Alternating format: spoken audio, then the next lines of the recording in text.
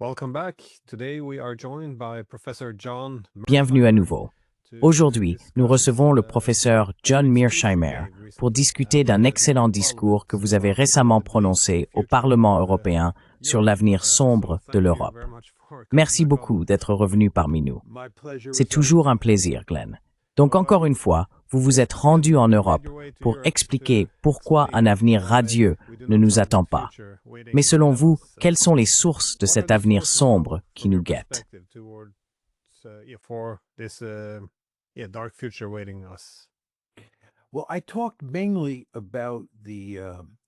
Eh bien, j'ai principalement parlé de l'environnement géopolitique. J'aurais pu parler de la démographie et des conséquences du faible taux de natalité en Europe pour l'avenir, car je pense que cela va engendrer toutes sortes de problèmes à venir. Mais je n'en ai pas parlé du tout, j'ai parlé de géopolitique. Mon argument est que l'Europe est en grande difficulté pour deux raisons, toutes deux liées au fait que la stabilité européenne dépend largement de la présence d'une importante force militaire américaine sur le continent. Les États-Unis y jouent le rôle de pacificateur, et en réalité, c'est l'OTAN qui compte. Et quand on parle de l'OTAN, on parle d'une alliance dominée par les États-Unis.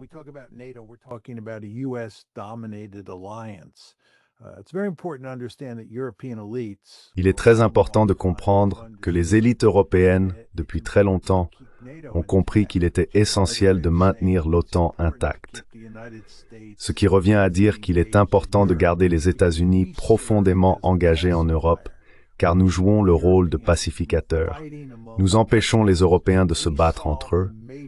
Nous résolvons les grands problèmes d'action collective auxquels les Européens sont confrontés. Et d'ailleurs, Glenn, lorsque la guerre froide a pris fin, l'une des principales raisons pour lesquelles les États-Unis et leurs alliés d'Europe occidentale ont poursuivi l'élargissement de l'OTAN était qu'ils voulaient placer le parapluie de sécurité américain au-dessus de la tête des Européens de l'Est comme de l'Ouest et transformer l'Europe en une vaste zone de paix.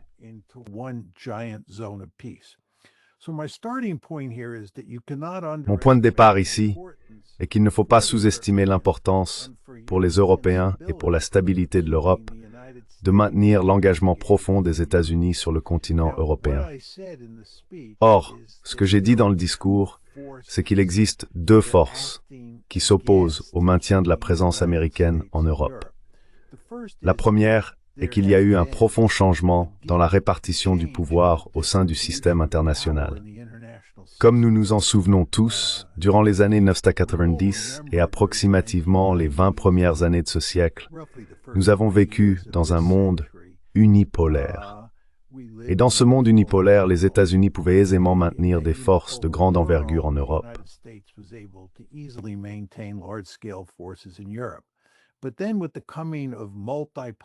Mais ensuite, avec l'avènement de la multipolarité, je dirais vers 2017, et surtout avec la montée en puissance de la Chine, les États-Unis se sont retrouvés face à un concurrent de même niveau. Cela a exercé une forte pression sur les États-Unis pour qu'ils se tournent vers l'Asie, pour reprendre la célèbre expression de Hillary Clinton en 2011. Mais si l'on se tourne vers un endroit, on se détourne d'un autre. Et nous allons nous tourner vers l'Asie en raison de cette répartition mondiale du pouvoir qui a émergé ces dernières années. En même temps, cependant, de puissantes forces nous poussent à nous détourner de l'Europe. Nous ne voulons pas dépenser de précieuses ressources en Europe, car nous n'y faisons pas face à un concurrent de même niveau.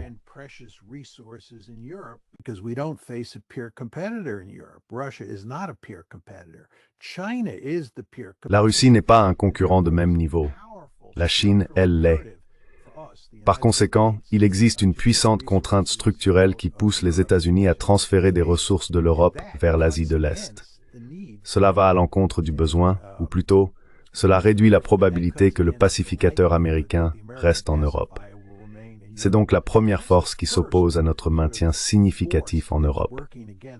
La deuxième force, c'est la guerre en Ukraine. En réalité, pour que les États-Unis restent en Europe, il était très important que l'Europe et les États-Unis entretiennent de bonnes relations et puissent coopérer étroitement sur toutes sortes de questions diplomatiques, politiques, militaires et même économiques. Mais la guerre en Ukraine a provoqué d'énormes difficultés sur ce plan.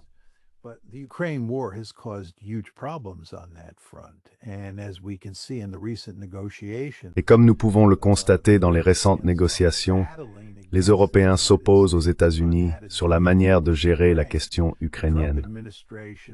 L'administration Trump veut mettre fin à la guerre en Ukraine, et Trump ainsi que son équipe souhaitent se réorienter vers l'Asie. Ils veulent se concentrer sur la menace chinoise en Asie de l'Est. Ils ne veulent pas rester en Europe en aussi grand nombre que nous l'avons fait depuis, disons, la fin de la Seconde Guerre mondiale. Ils veulent se réorienter. Et les mauvaises relations qui se sont développées entre les États-Unis d'un côté et les Européens de l'autre ont évidemment irrité l'administration Trump et lui ont donné une motivation supplémentaire pour en finir avec les Européens, pour simplement se laver les mains de l'Europe. Ainsi, deux forces jumelles sont à l'œuvre. D'une part, le changement dans la répartition mondiale du pouvoir, qui nous incite fortement à quitter l'Europe pour nous tourner vers l'Asie.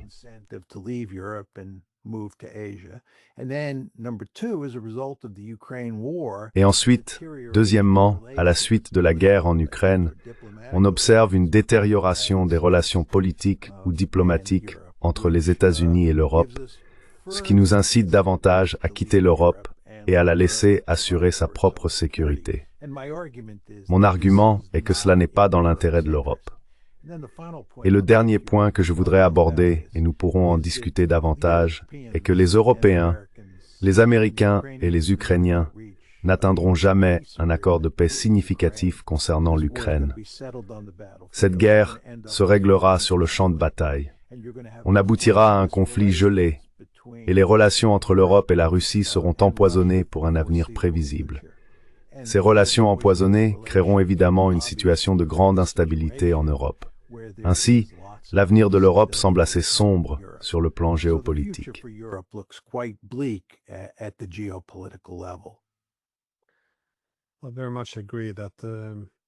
Je suis tout à fait d'accord pour dire que la sécurité européenne s'est organisée autour de la présence des États-Unis sur le continent. C'est le pilier principal de la sécurité européenne, et c'est pourquoi cela semble aussi être devenu la stratégie principale en Ukraine.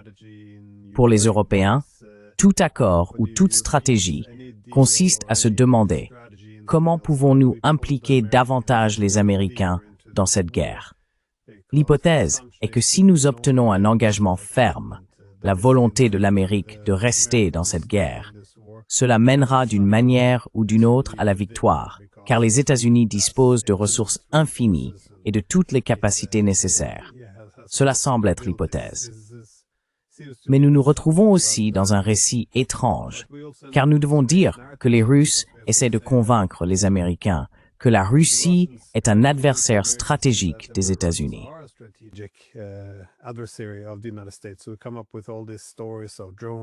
Alors, nous inventons toutes ces histoires sur des drones partout. Et oui, eh bien, la menace traditionnelle, l'inflation. Mais ce n'est pas très convaincant, je suppose, parce que la Russie n'est pas l'Union soviétique. En même temps, nous devons aussi dire aux Américains que s'ils consacrent simplement les ressources nécessaires, ils gagneront, car la Russie est faible. Nous nous retrouvons donc dans cette position contradictoire, où la Russie doit être crainte, mais est aussi désespérément faible. Alors, que devrait faire l'Europe, selon vous? Quelles sont ses options? Parce que je suis tout à fait d'accord sur le fait que l'avantage de la présence des États-Unis en Europe a toujours été qu'ils jouent le rôle d'apaisant. Cela facilite la coopération en Europe, l'harmonisation de ces pays très différents, et empêche que nous nous retournions les uns contre les autres.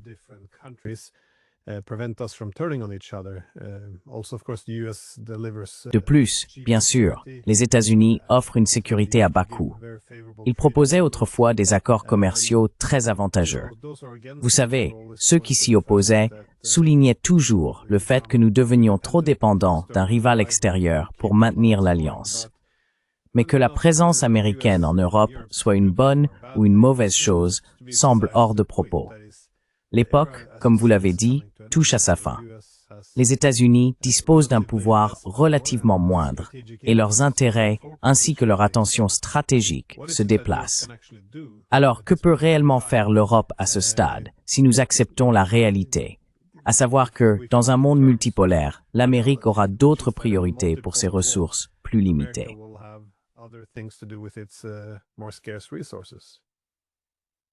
Well, I think that if you're playing Europe's hand, Eh bien, je pense que si vous jouez la carte de l'Europe, vous avez deux objectifs ici.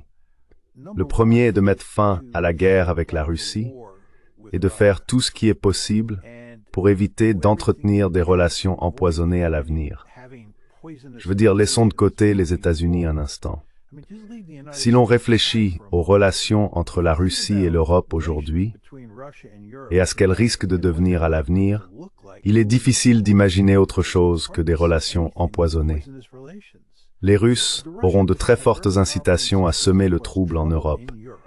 Et les Européens, compte tenu de la situation actuelle et de l'avenir probable qui les attend, auront de puissantes incitations à créer des difficultés pour les Russes, en particulier dans ces régions de l'Est de l'Ukraine que les Russes ont annexées.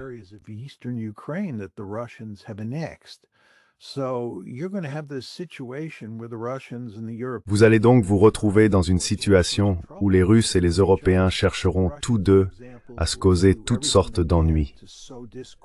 Les Russes, par exemple, feront tout leur possible pour semer la discorde entre les pays européens. Ils feront tout leur possible pour semer la discorde dans les relations transatlantiques. Et étant donné la complexité politique de l'Europe, les Russes auront de nombreuses occasions de semer le trouble. En même temps, les Européens feront toutes sortes de choses pour causer des problèmes aux Russes, et ils collaboreront avec les Ukrainiens, qui eux aussi feront toutes sortes de choses pour causer des problèmes aux Russes.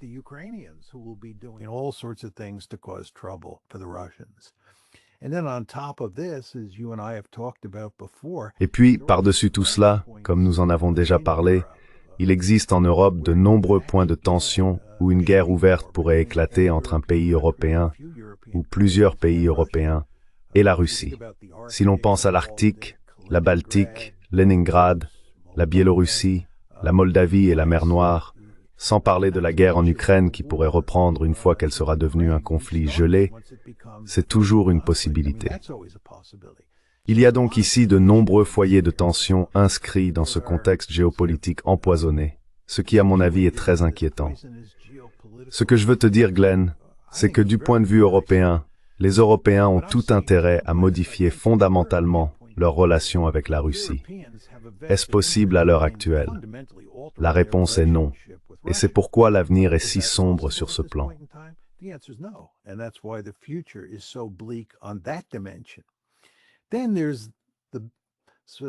Ensuite, il y a le deuxième grand enjeu, à savoir la manière dont l'Europe gère ses relations avec les États-Unis. Comme nous venons d'en parler, il est dans l'intérêt de l'Europe de maintenir une forte implication américaine sur le continent, de conserver une présence militaire américaine en Europe, ce qui revient à dire garder le tétine américaine en Europe. Cela va être difficile à faire. Il n'y a pas eu de grande crise en Asie de l'Est ces dernières années. Donc les États-Unis n'ont pas eu à y accorder beaucoup d'attention et ont pu se concentrer premièrement sur le Moyen-Orient et deuxièmement sur la guerre en Ukraine. Mais si une crise majeure devait survenir à un moment donné en Asie de l'Est, ce qui est certainement possible, voire probable, l'incitation pour nous à opérer un pivot serait très forte. The incentive for us to pivot will be very great. Et je pense qu'il sera donc très difficile pour les Européens, avec le temps, de maintenir l'implication des États-Unis en Europe. De plus, comme je l'ai déjà dit, la guerre en Ukraine a des effets néfastes sur les relations entre les États-Unis et l'Europe. L'administration Trump veut mettre fin à la guerre et fait de gros efforts pour trouver un compromis avec les Russes. Les Européens, en revanche, ne veulent absolument pas faire de concessions aux Russes. Si l'on examine le plan de paix en 28 points proposé par l'administration Trump et qu'on le compare à celui également en 28 points que les Européens ont présenté en réponse, ils sont très différents. on voit clairement que les Européens sont presque totalement en désaccord avec l'administration Trump, qui cherche à conclure un accord avec les Russes.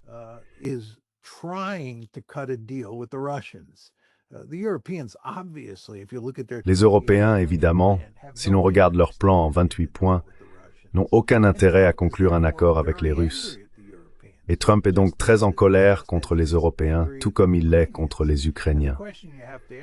La question qu'il faut se poser est de savoir où tout cela mène, car il lui reste plus de 3 ans de mandat. Cela contribuera à une détérioration supplémentaire des relations entre les deux parties. Il serait donc logique que les Européens puissent mettre fin à la guerre en Ukraine, fassent tout leur possible pour accommoder les Russes, simplement afin que les relations entre l'Europe et la Russie ne soient plus aussi empoisonnées qu'elles le sont actuellement et qu'elles s'améliorent avec le temps. De plus, mettre fin à cette guerre permettrait d'améliorer les relations entre les États-Unis et l'Europe. Et les Européens pourraient faire des efforts pour convaincre les Américains de maintenir des troupes en Europe.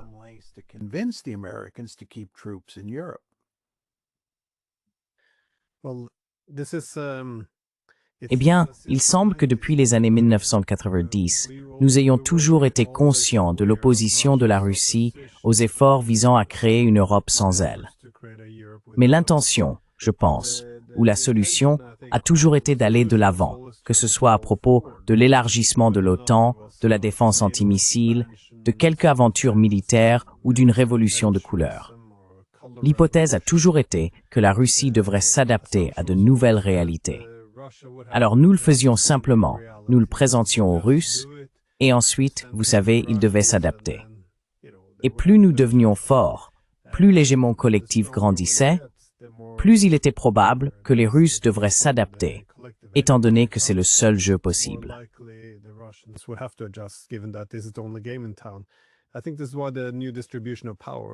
Je pense que c'est pour cela que la nouvelle répartition du pouvoir choque autant les Européens. Non seulement les Américains ont désormais d'autres priorités et s'intéressent moins à ce continent, mais en plus, pour les Russes, qui ne sont plus les seuls acteurs en jeu, il existe désormais d'autres lieux possibles pour la coopération économique et les alliances politiques. Et je crois que c'est cela qui les déstabilise. J'ai vu un discours du Premier ministre finlandais, Stubb, qui expliquait à certains collègues asiatiques que la multipolarité n'était pas une bonne chose, car elle engendre de la concurrence. Nous ne devrions pas l'avoir. Comme si, en quelque sorte, je ne voyais pas bien comment on pourrait négocier une sortie de la multipolarité en tant que répartition du pouvoir. Devraient-ils simplement remettre leur argent et leurs armes aux Européens?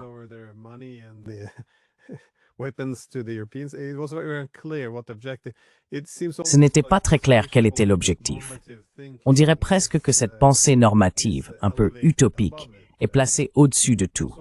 Je me demandais, voyez-vous la contre-proposition européenne sous cet angle? Parce que la contre-proposition européenne, encore une fois, n'était qu'une longue liste de souhaits de ce qu'ils voulaient, sans jamais vraiment aborder ce que la Russie voulait. Ce qui est, encore une fois, la première fois que l'on voit le perdant d'une guerre essayer d'en dicter les conditions. C'est assez étrange. Je veux dire, ils voulaient tout. L'élargissement de l'OTAN, des garanties de sécurité, aucune concession territoriale, des réparations russes. En somme, c'était essentiellement un appel à la capitulation de la Russie à un moment très étrange, étant donné qu'un consensus plus ou moins croissant émerge aujourd'hui selon lequel la Russie a gagné la guerre.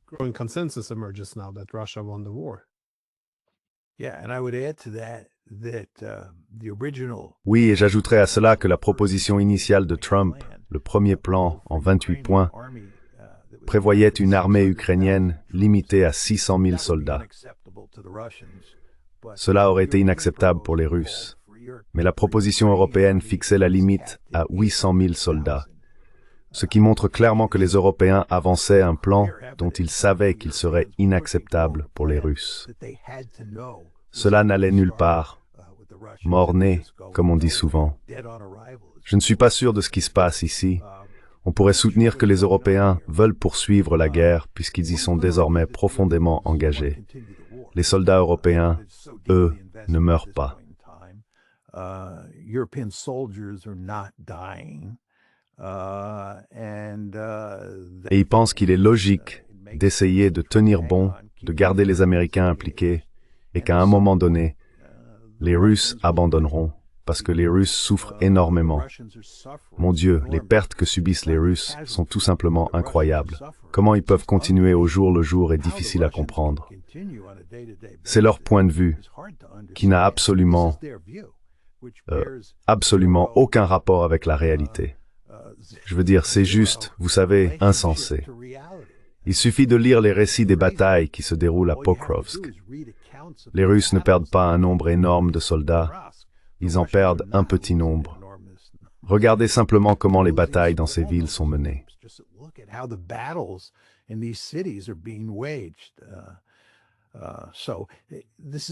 Donc c'est délirant.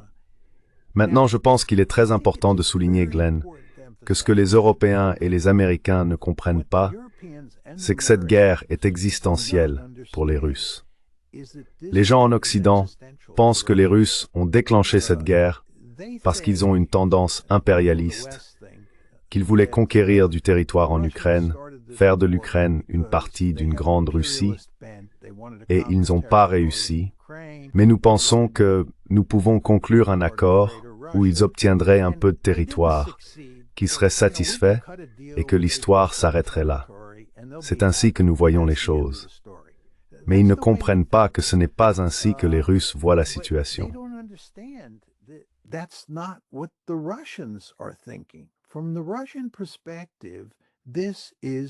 Du point de vue russe, il s'agit d'une menace existentielle, ce qui se passe en Ukraine, et ce que l'Occident essaie de faire en intégrant l'Ukraine à l'Occident, à l'OTAN, à l'Union européenne, pour en faire une démocratie libérale pro-occidentale.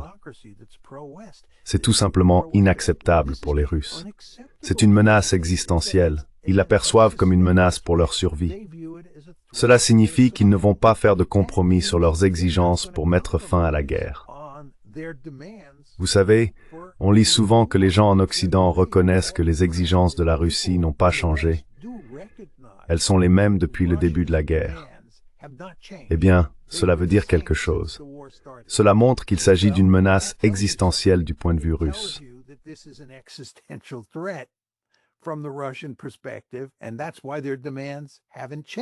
Et c'est pourquoi leurs exigences n'ont pas changé, et elles ne vont pas changer.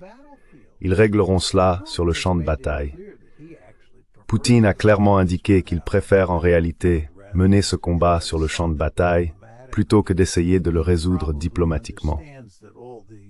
Il comprend probablement que toutes ces manœuvres diplomatiques ne sont qu'une perte de temps. Bien sûr, il doit y participer, car il doit paraître raisonnable, à la fois aux yeux de ses alliés et de ceux de l'Occident. Mais il sait sûrement que cela ne mènera nulle part, car encore une fois, l'Occident refuse simplement d'accepter que du point de vue de la Russie, ce qui se passe en Ukraine constitue une menace existentielle. Et bien sûr, du point de vue ukrainien, ce que les Russes veulent en termes de revendications constitue une menace existentielle. Je le comprends parfaitement. On peut tout à fait comprendre pourquoi les Ukrainiens ne veulent pas céder aux exigences russes. Ils considèrent ce que veulent les Russes comme une menace existentielle, ce qu'elle est. Ainsi, vous avez deux pays, l'Ukraine et la Russie, qui voient chacun l'autre comme une menace existentielle. Et les Européens soutiennent les Ukrainiens jusqu'au bout, sans montrer le moindre intérêt à reculer. Alors, comment parvenir à un accord dans ces conditions? La réponse est, on n'y parvient pas.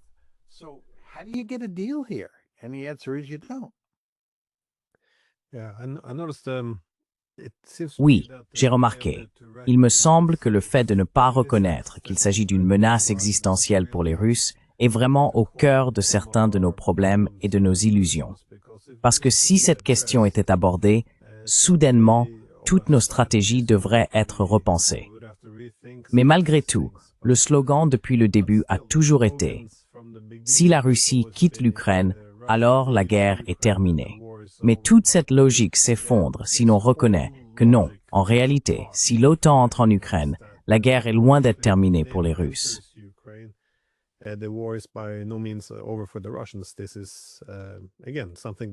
C'est encore une fois quelque chose qu'ils ne peuvent pas accepter. Mais l'idée que tout cela concerne le territoire est également étrange, car cela n'est devenu une question territoriale qu'à la suite de l'échec à rétablir la neutralité de l'Ukraine jusqu'en 2022. C'est très étrange, car on peut démontrer avec des faits que personne à Moscou ne formulait de revendications territoriales, pas même sur la Crimée, avant 2014. Alors, que s'est-il passé en 2014?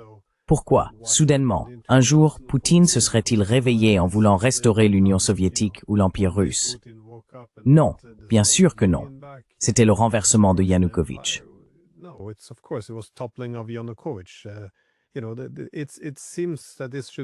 Tu sais, cela devrait sembler aller de soi, mais nous avons créé cette bulle en Occident où, si tu fais preuve de bon sens, on te considère comme pro-russe, parce que cela reviendrait soi-disant à excuser ce que les Russes ont fait. Mais je voulais revenir au plan en 28 points de Trump. D'après le Financial Times, il n'en reste plus que 19 après sa conversation d'hier avec Zelensky et les Européens. Penses-tu que Trump va de nouveau basculer vers des politiques plus dures à l'égard de la Russie? Et y a-t-il ici un quelconque succès? Ou restes-tu sur l'idée que cette guerre se résoudra sur le champ de bataille?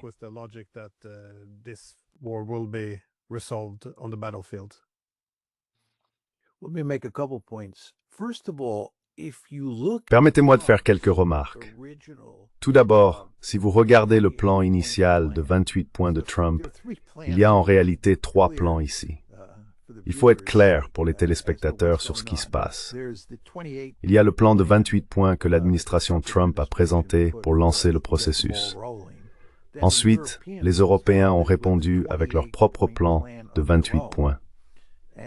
Et maintenant, nous avons un troisième plan, qui est un plan de 19 points impliquant uniquement l'Ukraine et les États-Unis. La raison pour laquelle il ne compte que 19 points et non 28, c'est qu'un grand nombre de questions, en réalité presque toutes les questions clés, n'ont pas été convenues dans ce plan de 19 points entre l'Ukraine et la Russie.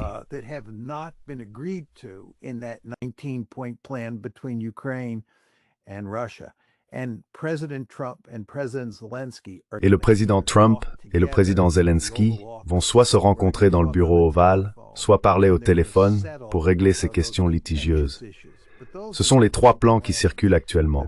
Et bien sûr, le plan en 19 points est celui qui compte le plus en ce moment. Mais commençons par le premier plan, le plan Trump, le plan en 28 points. Trump, ou plutôt l'administration Trump, a été vivement critiqué pour avoir proposé un accord qui aurait soi-disant offert aux Russes à peu près tout ce qu'ils voulaient. Je ne crois pas que ce soit vrai. J'ai lu très attentivement le plan original en 28 points de l'administration Trump, et à mon avis, il est catégoriquement inacceptable pour les Russes sur presque toutes les questions essentielles. Et si l'on regarde la taille, parlons des 3 grandes questions.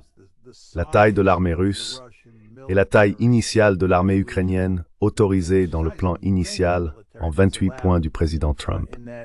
C'est l'un des 3 enjeux clés, car il est lié au désarmement, le désarmement de l'Ukraine. La deuxième grande question concerne le territoire. Et la troisième grande question est l'OTAN. Savoir si l'Ukraine fera partie de l'OTAN. Ce qui est lié à toute la question des garanties de sécurité. Ce sont donc les 3 grandes questions, le désarmement, le territoire et les garanties de sécurité, ou l'OTAN.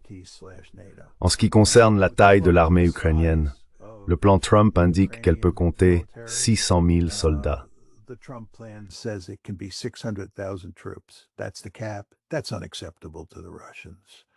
C'est la limite. C'est inacceptable pour les Russes. C'est une force bien plus importante que celle qui faisait l'objet des négociations à Istanbul en mars et avril 2022.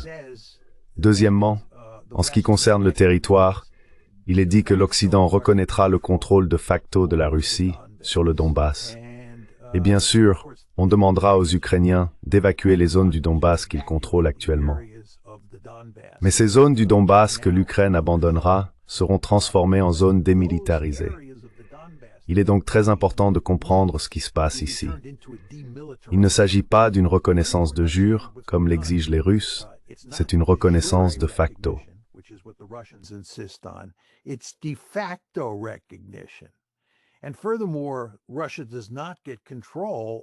De plus, la Russie n'obtient pas le contrôle des zones du Donbass que l'Ukraine évacue. Elles deviennent une zone démilitarisée. C'est donc tout simplement inacceptable pour les Russes. Ensuite, concernant la question de l'OTAN et des garanties de sécurité, le point numéro 3 stipule qu'il n'y aura pas d'adhésion à l'OTAN, que l'Ukraine ne fera pas partie de l'OTAN. Très bien. Mais si l'on regarde les points numéro 5 et numéro 10 de l'accord initial en 28 points, on voit que le point numéro 5 prévoit que l'Ukraine bénéficiera de garanties de sécurité fiables. Et le point numéro 10 précise essentiellement que les Américains accordent à l'Ukraine une garantie de sécurité solide. Il est indiqué que si la Russie envahit à nouveau ou attaque l'Ukraine, il y aura une réponse militaire décisive et coordonnée. Cela relève bien de la garantie américaine, n'est-ce pas?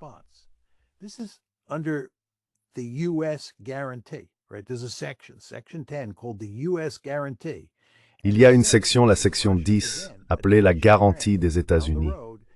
Elle stipule que si la Russie attaque à nouveau l'Ukraine à l'avenir, il y aura une réponse militaire décisive et coordonnée. C'est une véritable garantie de sécurité, n'est-ce pas? Les Russes n'accepteront pas cela. C'est tout simplement inacceptable. Il y a d'autres dispositions dans ce plan en 28 points qui sont inacceptables pour les Russes. Je ne vais pas les détailler ici, car ce n'est pas nécessaire, puisque, comme je l'ai clairement indiqué à propos des questions de territoire, de désarmement et de garantie de sécurité, l'accord initial est inacceptable. C'est donc là que tout commence. Ensuite, on examine la réponse européenne, qui est bien pire du point de vue russe. Et enfin, on considère la troisième version, qui est l'accord en 19 points entre l'Ukraine et les États-Unis. C'est celui-ci qui est le plus important pour le moment.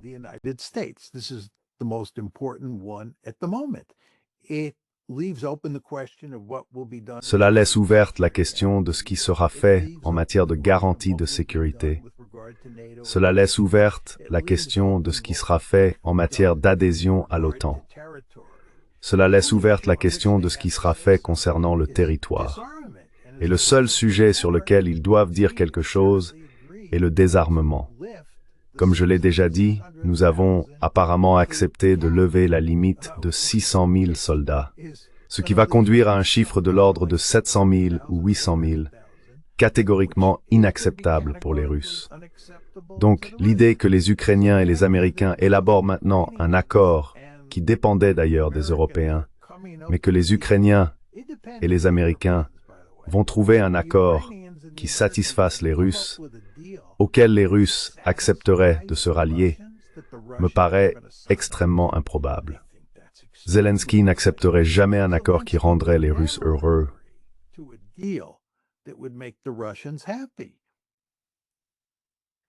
Oui, eh bien, il y a encore plus de problèmes avec cela. Les États-Unis ont donné des garanties de sécurité à l'Ukraine qui ne sont censées pas s'appliquer si l'Ukraine attaque la première.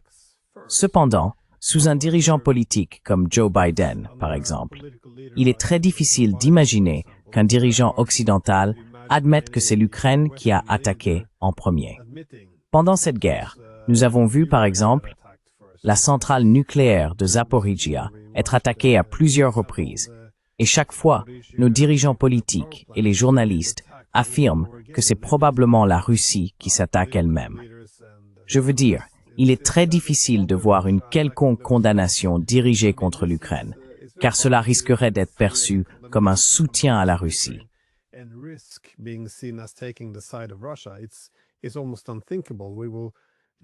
C'est presque impensable. Nous irons très loin pour faire semblant, encore une fois, que la Russie se bombarde elle-même si nécessaire. Mais tout l'accord, avec les garanties de sécurité, place désormais l'OTAN comme un non-participant, se contentant de maintenir les garanties. Cependant, du point de vue russe, ils considèrent cela comme une guerre par procuration, l'OTAN utilisant les Ukrainiens. Et de notre côté, de Boris Johnson à Marco Rubio, ils ont également confirmé qu'il s'agit d'une guerre par procuration. Cela permettrait donc à l'OTAN de continuer à considérer l'Ukraine comme plus ou moins un puissant proxy, peut-être 600 000 ou 800 000 soldats.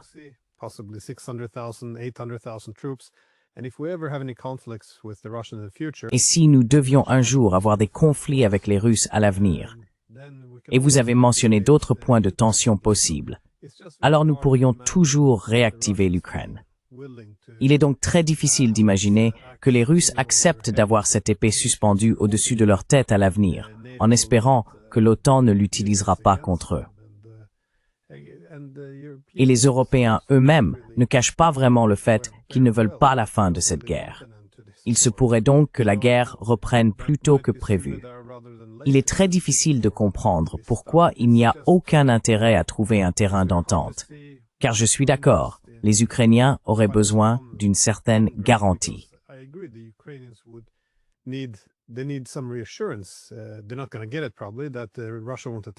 ne vont probablement pas le comprendre, que la Russie n'attaquera pas de nouveau.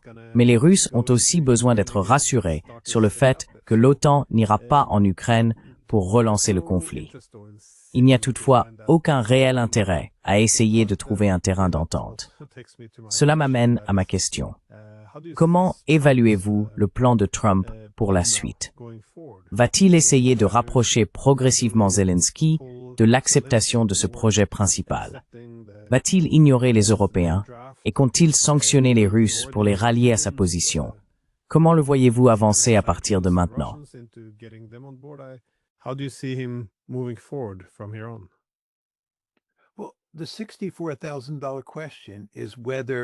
Eh bien, la question à 64 000 $ est de savoir si Trump peut proposer un plan ou une proposition que les Russes jugeront acceptable.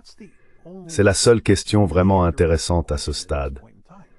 Trump peut-il élaborer un plan qui satisfasse les Russes, ou du moins qui s'en approche suffisamment pour que de véritables négociations puissent commencer? Comme je l'ai dit, et c'est pourquoi j'ai passé autant de temps à parler du plan initial proposé par Trump, il n'en était pas proche. Il est très important de comprendre que le plan initial qu'il a présenté, celui pour lequel il est critiqué par des gens en Occident, en Europe et par les Ukrainiens, était loin de répondre aux exigences de la Russie.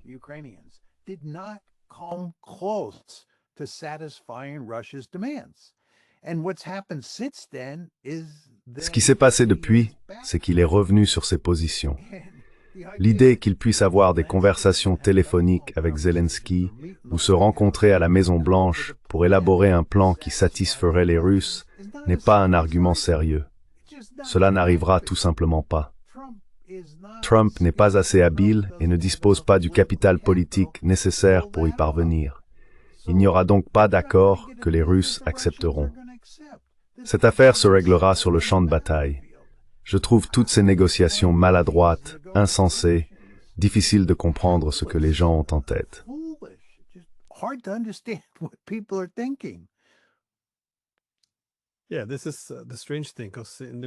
Oui, c'est ce qui est étrange, parce que dans les médias occidentaux, il y a cette spéculation sur le fait que la Russie aurait réellement rédigé l'accord de paix et l'aurait remis à Witkov. Mais encore une fois, si l'on écoute la version russe, il ne l'aurait pas accepté. C'est donc un argument très étrange à avancer. Bien sûr, on ne peut pas vraiment... Enfin, je pense que les Européens sont un peu coincés, car ils aimeraient dire « la Russie ne l'acceptera pas, donc nous pouvons les blâmer ». D'un autre côté, ils en sont tellement consternés qu'ils veulent nous faire croire que ce sont les Russes qui l'ont écrit.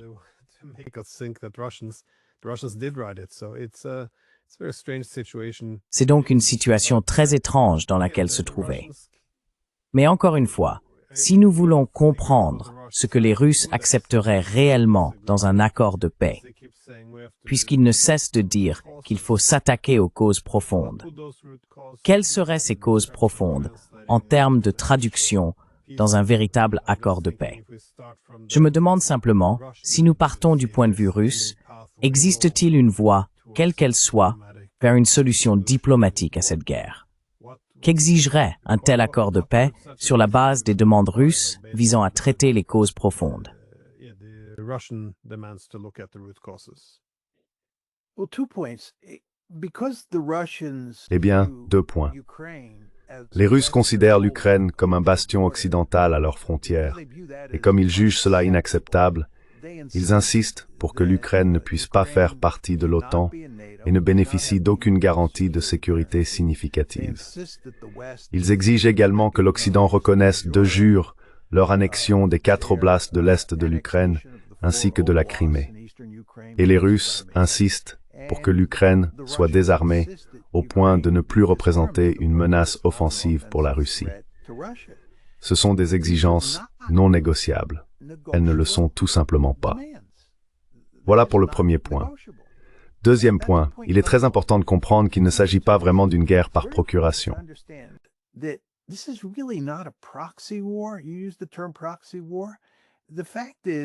Vous utilisez le terme « guerre par procuration ». En réalité, les États-Unis, les Européens et les Ukrainiens sont en guerre contre la Russie. Nous sommes impliqués dans une guerre. Nous, en Occident, ne tirons pas sur les gâchettes ni n'appuyons sur les boutons, mais à tous les autres égards, nous sommes profondément engagés dans ce conflit. Et les Russes croient qu'ils sont en guerre contre nous. Cela signifie que cette menace existentielle ne se limite pas à la question de savoir si l'Ukraine fait partie de l'OTAN ou dispose de garanties de sécurité. Il y a une histoire bien plus vaste en jeu ici. Les Russes doivent réfléchir à la manière dont ils vont faire face à cette menace mortelle venant de l'Occident et de l'Ukraine à l'avenir.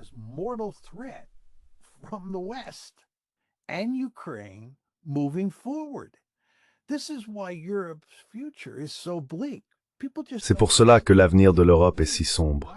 Et nous avions une chance d'y mettre fin, n'est-ce pas? Cela aurait été assez facile à faire en avril 2022, à un moment où des progrès significatifs étaient réalisés. Mais nous, en Occident, et ici nous parlons principalement des États-Unis et de la Grande-Bretagne, avons dit aux Ukrainiens de se retirer parce que nous pensions pouvoir vaincre les Russes. Puis la guerre s'est intensifiée, et il faut comprendre, Glenn, qu'elle s'est intensifiée de 2 manières très fondamentales, par la taille et par la qualité des forces combattantes des 2 camps.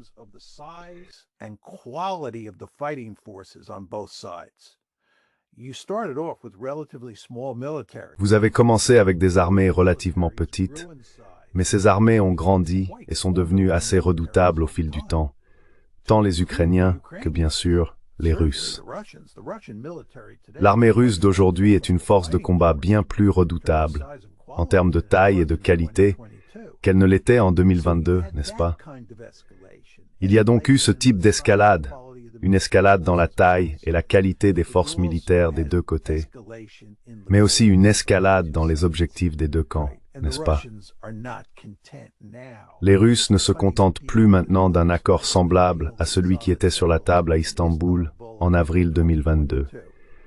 Ils comprennent qu'ils veulent au moins ces 4 oblasts, plus la Crimée, et plus ils y réfléchissent, plus ils veulent d'autres oblasts.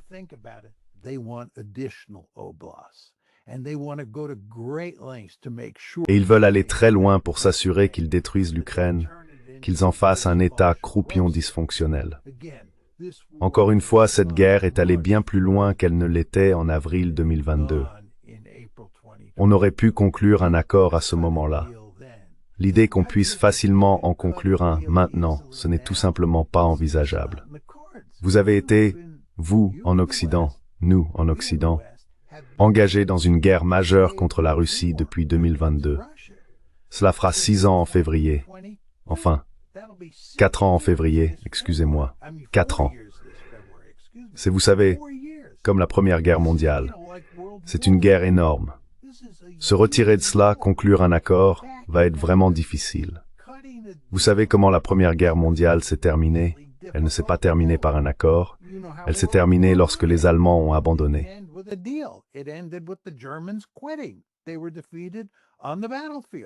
Ils ont été vaincus sur le champ de bataille. Vous êtes dans une situation analogue ici. Et en plus de cela, pour revenir à mon point de départ, Le fait est que nous ne reconnaissons pas qu'il s'agit d'une menace existentielle pour la Russie. Nous refusons de voir la guerre à travers leurs yeux et de conclure un accord qui les prenne en compte. Donc, encore une fois, cela va se régler sur le champ de bataille. Vous allez vous retrouver avec un conflit gelé, et ce conflit gelé sera suivi de relations politiques empoisonnées. La Russie d'un côté, l'Europe et les États-Unis de l'autre. Et il y aura un grand potentiel de conflits futurs, de futures guerres ouvertes, car il existe de nombreux points de tension, y compris une possible reprise de la guerre en Ukraine.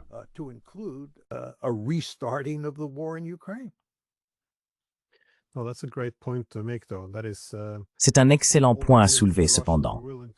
Tous ces accords étaient ceux que les Russes étaient prêts à conclure à Istanbul, et ils portaient principalement sur l'absence de l'OTAN. C'était tout.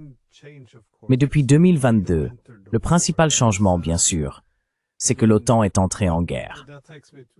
Cela m'amène à ma dernière question, car l'OTAN est allée en guerre contre la Russie. Nous avons rejeté la paix. Et même maintenant, on en est arrivé au point où, comme vous le suggérez, ou comme je le pense aussi, une solution diplomatique semble très improbable. Donc si cela doit se résoudre sur le champ de bataille, par une solution militaire, et que la Russie est en train de gagner, que se passera-t-il alors pour l'Europe après cette guerre? Parce que nous sommes allés en guerre contre la Russie, et que la Russie a gagné. L'Europe a perdu cette guerre. Qu'est-ce que cela signifie pour l'architecture de sécurité européenne, ou pour la sécurité européenne tout court?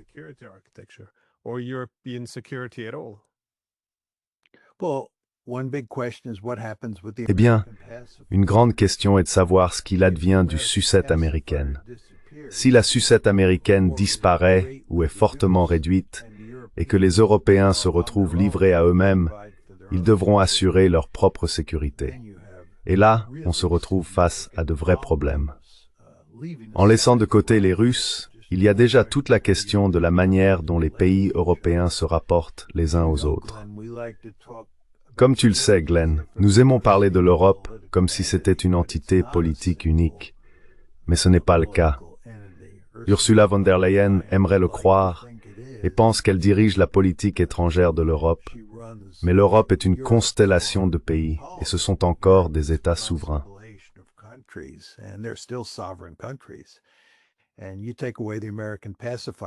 Et si vous retirez la tétine américaine, chacun de ces pays se retrouve livré à lui-même. Les problèmes d'action collective refont immédiatement surface et la manière dont ils envisagent leur sécurité variera d'un pays à l'autre. Ensuite, vous ajoutez la menace russe. Rappelez-vous, les Russes auront un puissant intérêt à semer le trouble en Europe, pas nécessairement un trouble militaire, pas une menace de conquête du continent. Mais ils provoqueront toutes sortes de difficultés politiques, diplomatiques et économiques en Europe, car les Européens feront de même à l'égard des Russes. Ainsi, des tensions sont à prévoir en Europe aussi loin que l'on puisse voir.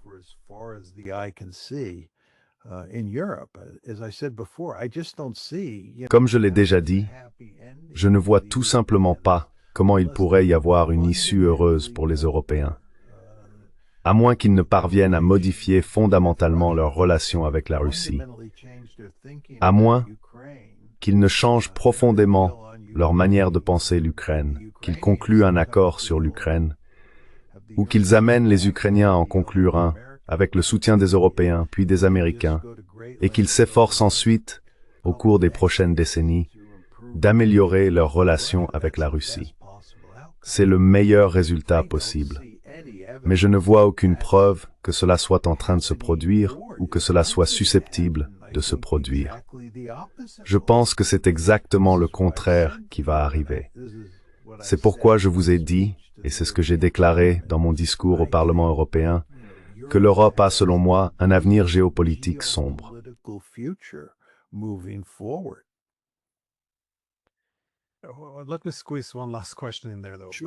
Laisse-moi glisser une dernière question quand même. Bien sûr. Pourquoi en est-on là? Parce qu'en Ukraine même, on voit aujourd'hui de plus en plus de voix s'élever pour dire qu'il faut mettre fin à tout cela. Je veux dire, l'ancienne porte-parole de Zelensky est sortie en disant « Nous devons accepter cet accord en 28 points » car aussi horrible soit-il, la situation ne fera qu'empirer chaque jour qui passe. Et pourquoi écoutons-nous les Européens qui nous disent de continuer à nous battre? Ils n'ont plus d'argent, ils n'ont plus d'armes, ils n'ont plus d'influence géopolitique, ils ne parlent même pas aux Russes. Pourquoi continuons-nous le combat? Mais c'est une excellente question, tout de même.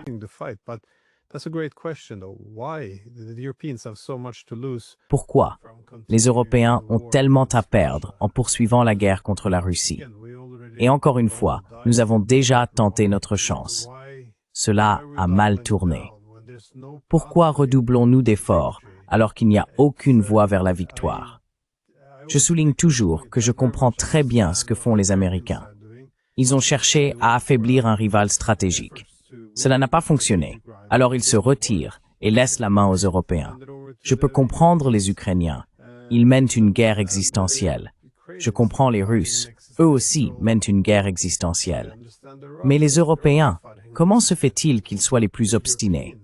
C'est très déconcertant pour moi.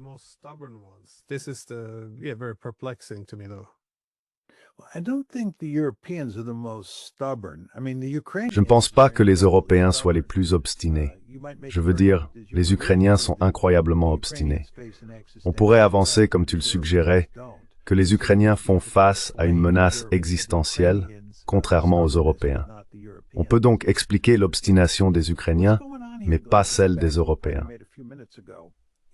Ce qui se passe ici, Glenn, pour revenir à un point que j'ai évoqué il y a quelques minutes, c'est qu'une fois les négociations d'Istanbul effondrées et la guerre intensifiée, et une fois qu'elle a duré 4 ans, comme c'est le cas, il devient extrêmement difficile, et je choisis mes mots avec soin ici, il devient extrêmement difficile pour les Européens, les Ukrainiens ou les Russes de conclure un accord.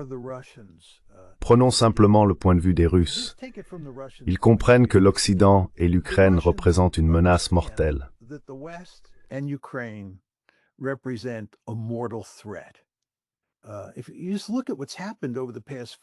Si vous regardez simplement ce qui s'est passé au cours des 4 dernières années, comme vous le savez bien, les Ukrainiens, avec la permission des États-Unis et de la Grande-Bretagne, ont envahi la mer Russie. Ils ont envahi la mer Russie depuis l'Ukraine. De plus, ils ont lancé des missiles sur une des composantes de la triade nucléaire stratégique dont disposent les Russes, n'est-ce pas? Ce sont vraiment des événements d'une grande importance. L'Occident a également clairement indiqué qu'il voulait vaincre la Russie en Ukraine. Et avec cette défaite, associée aux sanctions, il veut mettre les Russes à genoux et les exclure du rang des grandes puissances. C'est notre objectif. Nous l'avons clairement affirmé. C'est pourquoi nous avons dit aux Ukrainiens de se retirer d'Istanbul. Nous pensions pouvoir porter un coup décisif à la Russie. C'est pour cela que nous avons dit aux Ukrainiens de partir.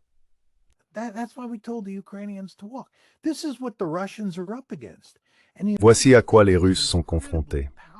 Et les États-Unis sont un pays incroyablement puissant et impitoyable, dirigé par Donald Trump. Donc si vous êtes les Russes, vous avez un très fort intérêt à prendre autant de territoires ukrainiens que possible, pour consolider votre position en vue d'un futur conflit, pour vous assurer que l'Ukraine soit dévastée, afin qu'elle ne représente pas une grande menace pour vous, et pour l'empêcher de rejoindre soit l'OTAN, soit l'UE. C'est la structure d'incitation russe à ce moment précis, et c'est le résultat de toute l'escalade qui a eu lieu depuis Istanbul.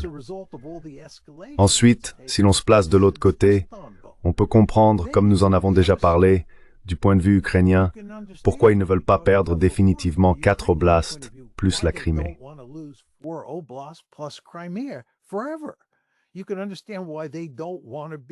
On peut comprendre pourquoi ils ne veulent pas être désarmés au point de ne plus pouvoir se défendre contre les Russes. On peut comprendre pourquoi ils veulent rejoindre l'OTAN, ou du moins obtenir des garanties de sécurité, et pourquoi ils ne veulent pas qu'on leur dise qu'ils ne peuvent pas avoir ces garanties. C'est compréhensible. Les Ukrainiens sont donc intransigeants. Et puis, il y a les Européens. Et cela, bien sûr, vous intéresse particulièrement. Mais ce que je dirais, Glenn, c'est que les Européens se sont profondément impliqués dans cette guerre. Certes, ils ne meurent pas sur le champ de bataille, ils ne tirent pas sur les gâchettes, mais les Européens sont engagés dans cette guerre depuis le début. Et ce serait un coup terrible pour l'Europe s'ils perdaient la guerre.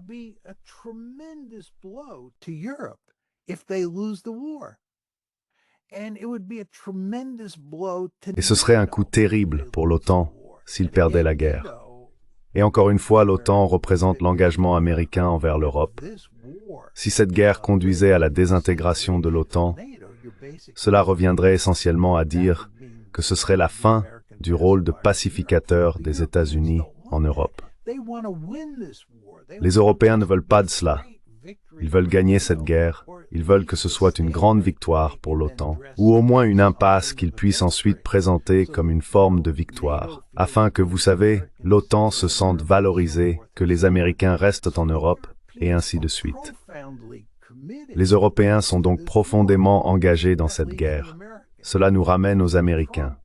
Trump et Vance sont, je pense, fondamentalement d'accord avec vous et moi.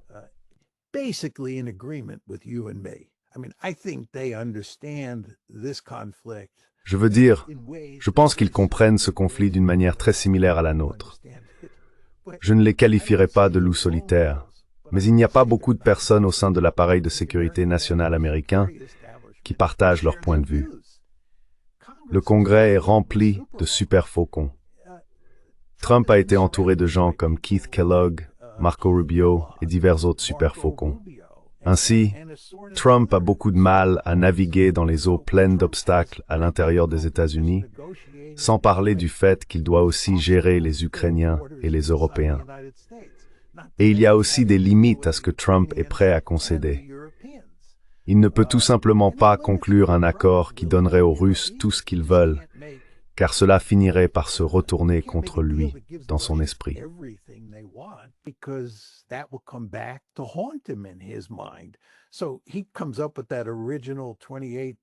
Alors, il propose ce plan original en 28 points dont nous avons parlé, qu'il pense que les Russes accepteront volontiers.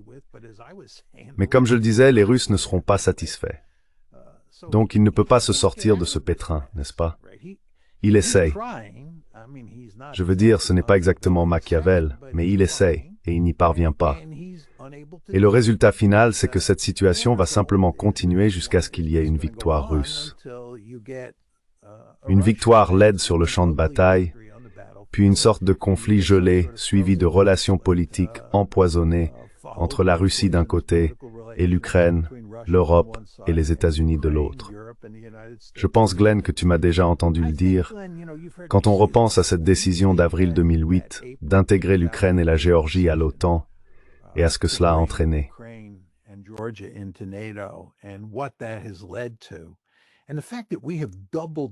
Et le fait que nous ayons redoublé d'efforts à chaque étape, en particulier en ce qui concerne Istanbul en avril 2022, il est tout simplement difficile de croire à quel point nous avons été insensés et à quel point ces différentes décisions, bien sûr, en commençant par la grande de avril 2008, ont été catastrophiques. Je ne vois aucune fin aux problèmes liés à cette question, aussi loin que l'on puisse voir. Maintenant, je peux me tromper, et espérons que je me trompe. Espérons que j'ai complètement tort, que mon analyse soit profondément erronée et que je passe à côté de l'évidence. Espérons-le. Mais je vais vous dire, j'y ai longuement réfléchi. J'ai passé beaucoup de temps à parler avec des gens comme vous, Alexander, et ainsi de suite. Et je déteste le dire, mais je pense que mon analyse, aussi pessimiste soit-elle, est correcte.